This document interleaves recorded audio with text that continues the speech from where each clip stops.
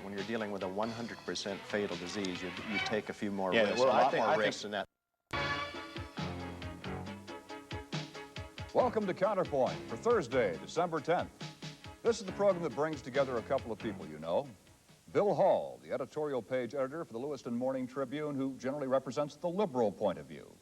And on the conservative side, Doug Wilson, a Moscow minister who also writes for the Lewiston Morning Tribune. And I'm Glenn Johnson. In a few minutes, we'll go to the grab bag of current topics, but first, here's a commentary from Bill Hall. I have a question this gentle season for all those modern Scrooges out there who are so unmoved by their own ghosts of Christmas that they pay no more than the minimum wage. How little should we be permitted to pay employees who work at least as hard as we do? The minimum wage today is $3.35 an hour. That works out to about $6,500 a year. And not for so-called deadbeats on relief, but for people who go to work each day the same as everyone else. Granted, the free market is a powerful mechanism that is generally better at making jobs and good livings for all of us when it is left to function on its own. But there are limits and there are exceptions. The question isn't total regulation of the marketplace or none. The question is how little regulation can we impose without paving the way for plunder. For instance, we do regulate the cocaine and the crack market. We do require a medical merchant to present a degree before hacking us open on the operating table. We do make it against the law for a boss to require a woman who wants to keep her job to come across on the casting couch. And we do have the minimum wage, the law against an employer's getting too carried away when it comes to eating one's bread in the sweat of another man's face. If unemployment and other market forces make it possible for an employer to pay 25 cents an hour, should society mind its own business? Should society establish a minimum wage for two reasons? Because one, society will have to pick up the financial slack of an employee who is paid something below minimal existence, and two, because society has as much right to outlaw the abuse of employees as it does the beating of wives and the abuse of children. Some people, without police intervention, will abuse their families, and some will take financial liberties with their employees. Both practices should be outlawed. And anyone in this day and age, in this costly country, who isn't already paying his help more than $6,500 a year is abusing his employees, especially in the light of this season. The minimum wage was invented because we learned that we could not depend on the multiple ghosts of Christmas to save hardworking people from all the wicked Scrooges. And that is surely why Tiny Tim himself once cried, "God bless us every one, especially those kindly Christmas souls who created the minimum wage laws." Ebenezer? Bill, your commentary reminds me of the fellow who wrote his congressman and asked his congressman could they please repeal the law of supply and demand. There is a general delusion that operates on the left that indicates that we can somehow, by fiat, raise the market wage or the market price of anything, including labor. You cannot do it. If you set it in concrete, if you raise the minimum wage, what you're going to do at the same time is raise unemployment. You cannot tamper with the market price for labor. You can pretend that you have done so, but you can't fix it. All you're going to do is do what liberals in this country have successfully done in the inner city, which is raise the minimum wage and drive black teenagers drive them out of work. Do you really want to do that? Well, first of all, we have been avoiding what you're talking about for a good long time now. Wait a minute. What's the... We have had for years... What's the unemployment rate in the inner city for black teenagers? The unemployment rate in the inner cities for black teenagers is about 25% now. The question is what the rate would be if we did or didn't have the minimum wage law. That's kind of Are you saying there's no connection? I'm saying that there aren't...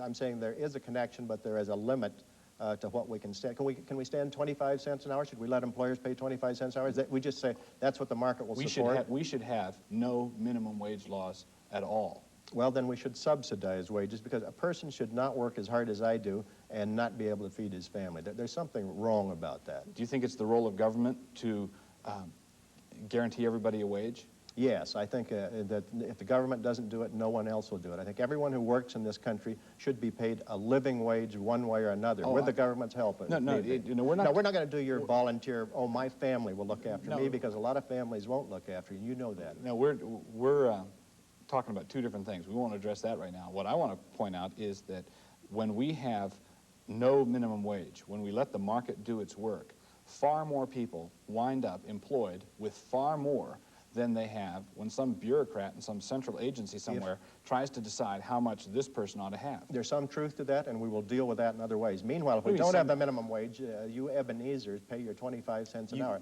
It should be immoral to pay somebody less for hard work, the same kind of work the boss does, especially when the boss is running off to Acapulco or someplace with the excess money. Should be against the law to do that in this society. What kind of a country are we? What kind of a people are we? We ought to be the kind of people that respect property rights. We ought to be the kind of people that refuse to steal. We are not... A man who works 40 hours a week and gets $6,500 a year is not stealing, he is being stolen from. And he's being stolen from people like you who don't support this, causing the boss to raise the price of his product and people like you and me to pay these higher wages. Do you think if this fellow who's being stolen from walked off the job, would there be someone else less fortunate who would want to take his place? Without the minimum wage law, if he walked off the job, there would be someone less fortunate being paid even less. For whom this job would be an improvement. Just because people are desperate and will work for any wage doesn't mean we should let employers get away with paying them that.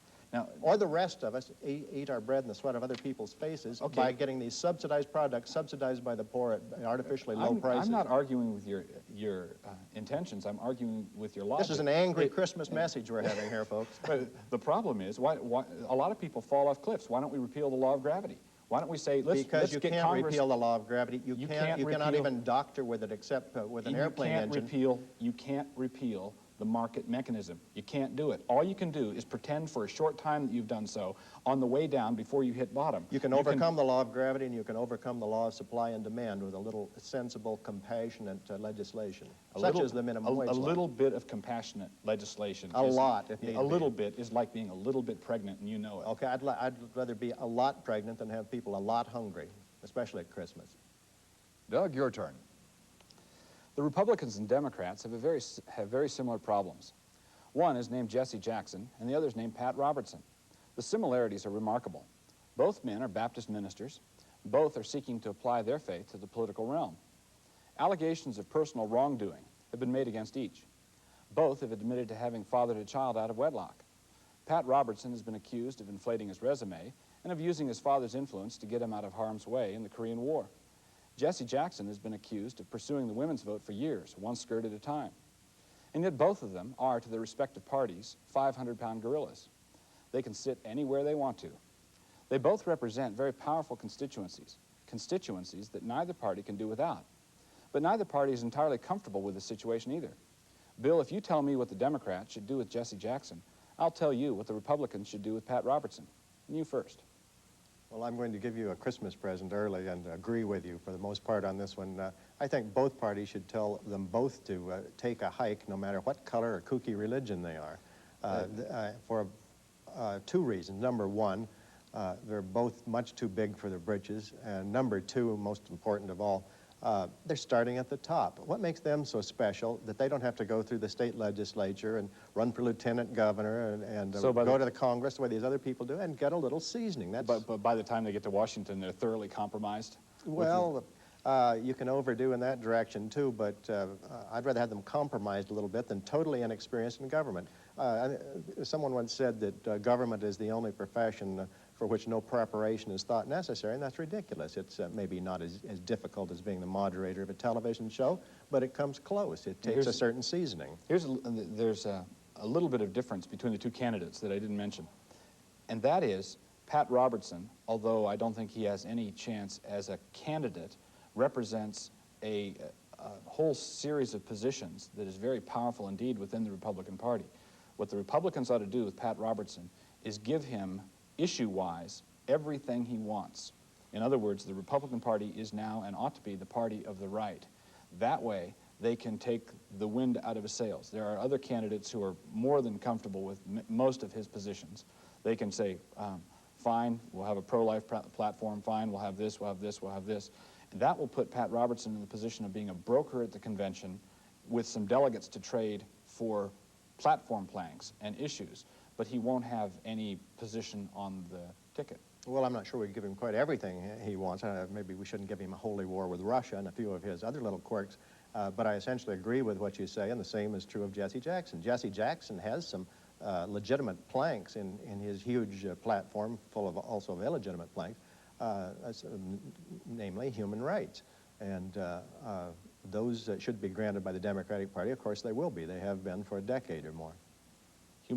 So Jesse Jackson has in his platform, he's for human rights and the others aren't? Is that what you're No, saying? he's one of the foremost and most colorful spokesmen for human rights of all kinds, for female rights, for black rights, he's an effective spokesman for the poor. He's just too big for his britches. There's nothing wrong with Jesse Jackson and Pat Robertson that a few terms in the state legislature wouldn't cure. Look at all the other candidates.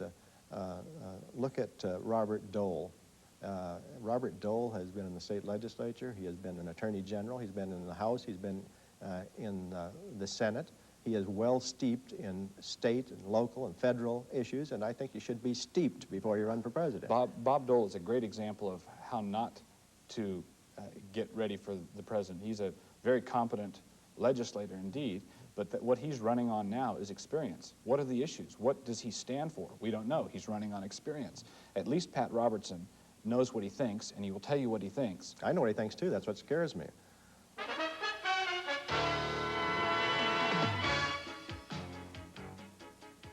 It's time now for our grab bag of current topics. This first question to Doug Wilson. With the superpower summit talks between Reagan and Gorbachev in progress, many are optimistic that this will be the treaty that major arm cuts will take place. Do you agree? And do you feel this treaty is Reagan's bridge to history, since he is the first president to negotiate medium nuclear arms reduction with the Soviet Union? I think yes to everything you said except the part about optimism. I think that this is a first step to some major cuts in the strategic arsenal. I think that Ronald Reagan will go down in history because of his role in this, but I'm not optimistic about the results of it at all for this reason. If you denuclearize Europe, which we have just started to do, then you leave the Soviets with a rough 5-to-1 conventional advantage over us. What in essence we're doing is making Europe safe for war, and I don't think that's a way we want to go. In addition, Ronald Reagan has to not just negotiate with an eye on the Soviets and be able to enforce the terms of the treaty on the Soviets.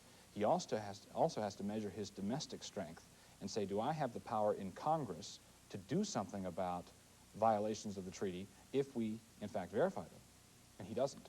This is either the greatest con or the greatest opportunity in history. It appears to be the latter, and I speak more of Gorbachev than of what Gorbachev is doing this week in Washington with the President of the United States. This is appears to be some sort of a fresh breeze, but it's also an opportune time for another reason, because we have in place a right-wing, conservative, red-baiting president. If anybody's going to be careful and take it one step at a time, it is this president. These could be pretty exciting times, what's happening now. No, I want you to mark this well. I have no problem with negotiating with the Soviets, and I have no problem with reducing our strategic nuclear arsenal. The problem is, if you're going to do that, you have to do it with someone who can insist that the Soviets comply and has the domestic strength to force Congress to do something about it if they don't. And right now, Ronald Reagan is weak domestically. He can't get things through Congress. What would happen if the Soviets, the week after we signed this agreement, cheated flagrantly on it, and our CIA verified it? What would Ronald Reagan do in the House of Representatives? He could do nothing. Well, if there were flagrant cheating of a considerable degree, I suspect the American people would rise up and get what they wanted out of Congress. But see, wait a second. They haven't risen up on the ABM treaty. There's flagrant Soviet violation of the ABM treaty, and nobody's risen up. And when this verified information gets to Congress, Congress shrugs its shoulders, and Ronald Reagan does not have the strength to make Congress pay attention to Soviet violations. Until he has that strength, he shouldn't negotiate treaties. Well, I'll worry about this when there isn't overkill in missiles. I mean, it is not a cliche that they have far more than they need to knock us and everything else out, and vice versa. And that's why this is happening. Neither Gorbachev nor Reagan are so foolish as to go all the way toward total disarmament, no matter how often they say that. And I will write editorials against it if they do. Total disarmament is a pipe dream for some other planet. But what the exciting thing is happening now is these two men, especially Gorbachev, has gotten greedy for his consumers. They have realized that this is expensive to deal with in this level of superfluous armaments. And the Russians want television sets, they want VCRs, they want microwaves, and Gorbachev sees the only way to do that is to cut down on these extraordinary military expenditures. That is our opening, and it's Russian self-interest, but it's better than the old kind of Russian self-interest where they want to come cram their religion down our throats. The issue is not negotiations versus no negotiations. I am saying we ought to have hard-headed, clear-thinking negotiations with a president that is backed up by his Congress. Right now, we do not have bipartisanship at the foreign policy level. What's going to happen is if Ronald Reagan reported Soviet cheating on this INF treaty, there would be a bunch of liberals in Congress who'd say, well, it's not really cheating and we don't really understand and let's give the Soviets the benefit of the doubt. In other words, we are not in a strong enough position to negotiate an effective treaty with them yet. Well, you're not going to have a majority of the liberals saying that if it is that blatant, but I repeat... It's blatant with the ABM. They're saying that now with the ABM treaty, and it's blatant. They're doing it now. Well, I don't think... What is it going to take before somebody learns that what they do now is what they're going to do in the future? The cheating on the ABM treaty is not that significant by comparison with cheating on giving away all of the intermediate missiles. You just made my point. How did I make your point? You made your...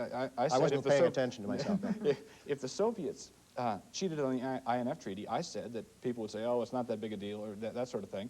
And I said they're doing that now with the ABM treaty, and then you just turned around and did that. Well, whatever they're saying on the ABM treaty, I don't think it's that big a deal if they cheat, except the cheating itself. In terms of our national security, it's not that big a deal.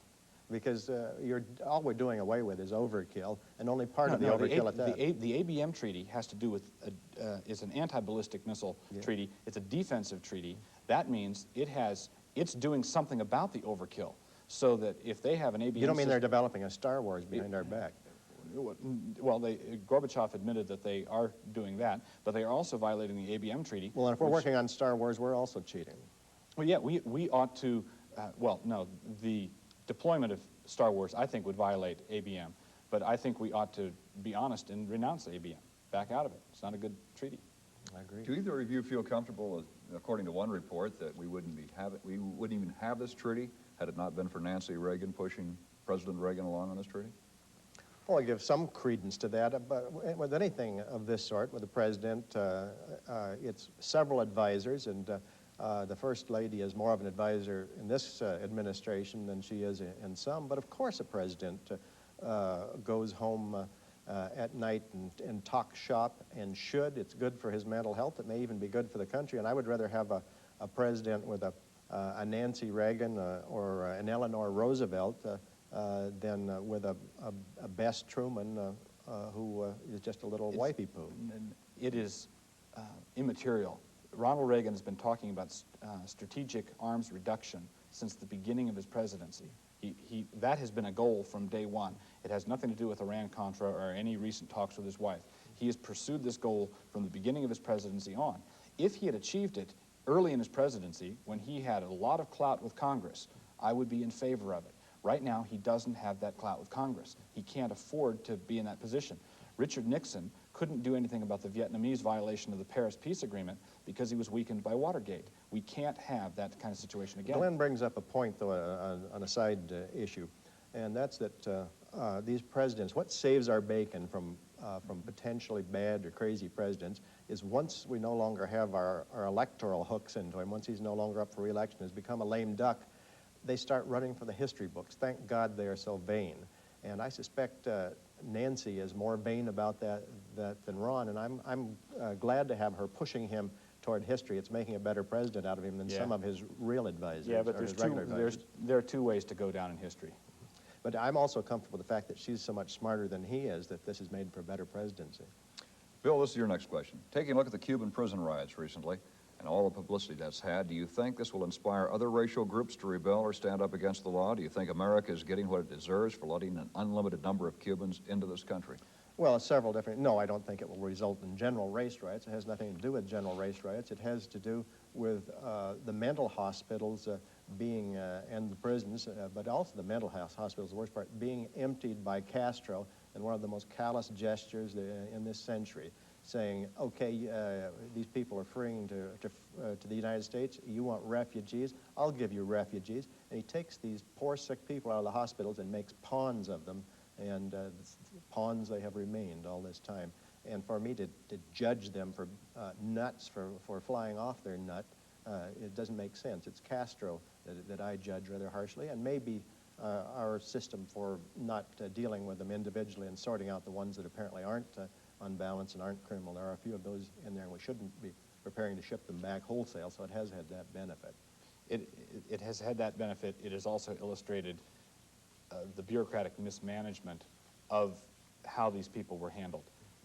What the bureaucrats settled on was something they should have done in the first place, which is handle each thing by case basis and give the people a third country option.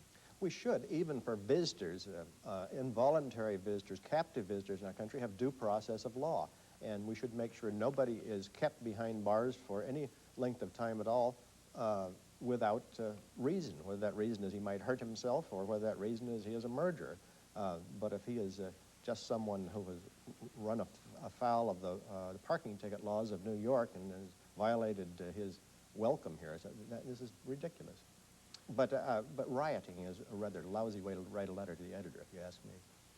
Doug, a couple of weeks ago, the Supreme Court threw out a New Jersey law that allowed public schools to have a daily moment of silence. Although the justices did not directly deal with the hot issue of prayer in schools, the High Court let stand a lower court ruling that the law's purpose was more religious than secular. Was the lower court ruling correct in this particular case? The lower court ruling was incorrect, as are most of these church-state rulings. The Constitution does not forbid what they think it forbids.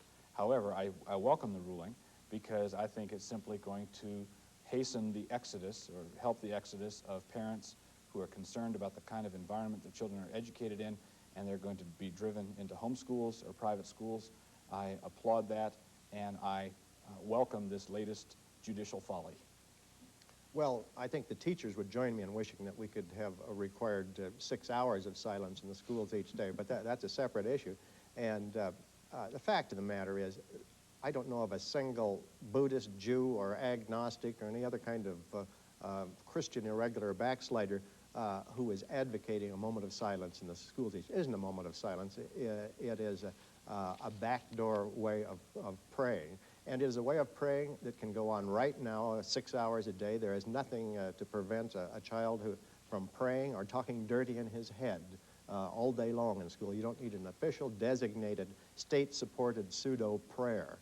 But this is the point. I agree with you that the people who are pushing both prayer in the schools and creation science in the schools, those sorts of things, are misguided.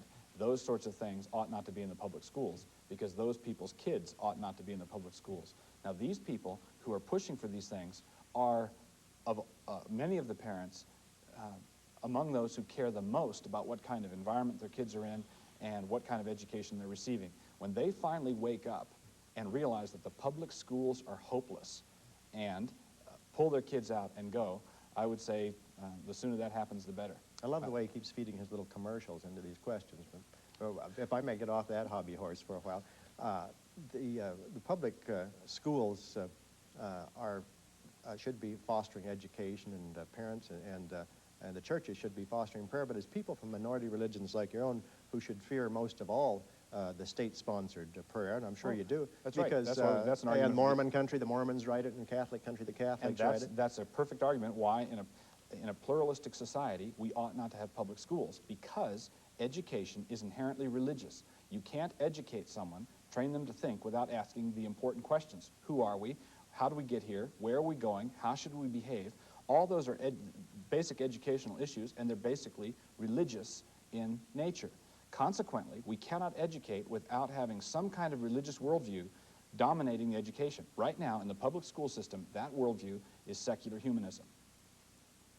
Well, enough of that commercial. Okay, Bill, here's your question. Potential political candidates and nominees are being run, so to speak, through the mill by the media more than ever before.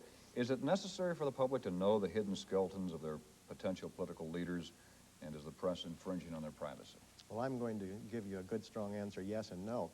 I think there is, it depends on the office. If you're talking about the presidency of the United States, I think you need a higher standard there. I think a guy has to give up his skirt chasing and other hobbies if he's going to run for that office. He's not going to have time, for one thing.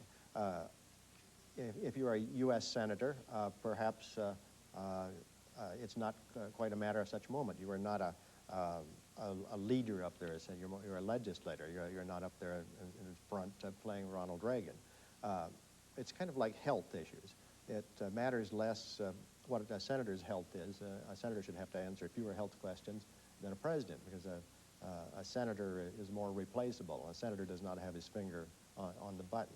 The higher the responsibility, the more nosy we should be. Take it the other extreme. I don't think you'd ask such questions of a candidate for the city council.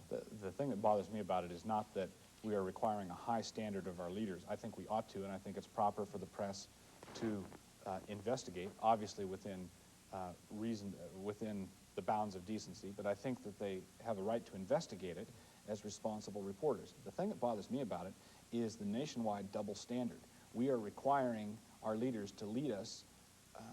We are requiring them to live up to a standard that nobody else seems to want to live up to. The thing that disappointed me about Ginsburg pulling out is I was looking forward to all the liberals trying to look indignant over the pot smoking. And some did. The Speaker of the House looked ridiculous on it. But it's also a matter of not whether you should hold all of them to a strict accounting for their morals, but I think maybe you should hold those who pretend to be churchy while fooling around and drinking, the hypocrites, the people who make an issue of it themselves. We've had candidates for high office in the state of Idaho who have gone into Wallace and drunk and fool around with the miners, and then they go down to eastern Idaho and they pray with the LDS. And when somebody makes a thing about being the family candidate while not being very faithful to his family, then I think he's opened the issue. But other than that, especially at lower offices, I think we should deal with whether they're doing their job well or not, and if they're doing it poorly because they've been drinking too much and not getting enough sleep, that's for them to figure out. We should nail them for not doing their jobs well. Doug, it's been said the United States is living on credit cards supported by Japan and West Germany. Since the stock market crash, relations between the U.S. and Japan are becoming severely strained. If the stock market continues to decline, will Japan and West Germany call on their credit? If the stock market, well, first, it's not a question of if the stock market's going to continue to decline. It's a question of when the bottom's going to fall out. There's going to be a brief recovery. The Federal Reserve is going to try and keep it puffed up with more funny money. But at some point, there's going to be a recession. And when that recession happens, it is quite possible that there's going to be some international finger-pointing in both directions, the United States at Japan and our other trading partners, and Japan responding in kind. But when it happens, as recent events have illustrated, it's going to be global in extent. There'll be dominoes going around the world with the time zones. So what hits New York is also going to hit Tokyo. And I'm not a good enough economist to know exactly how the accusations are going to fly and retaliation, but I know that there's going to be some of that, yes. Well, I'm not as sure of the stock market's bottom as Doug is. Yet we may still be going for lower, or we may not. It appears that it's leveling off and may creep back up as it does. But the question, as we've said before, is not whether there will be a recession, but when. There's always another recession. That's just the way the economy works. Whether there'll be a depression is a separate issue. I doubt it. My crystal ball's as good as yours. Okay, Bill, homosexuals are trying to pass a gay rights bill through legislation that would put a stop to discrimination. However, with the AIDS scare, gays are considered a high risk. But without the bill, businesses, insurance companies, and even restaurants can...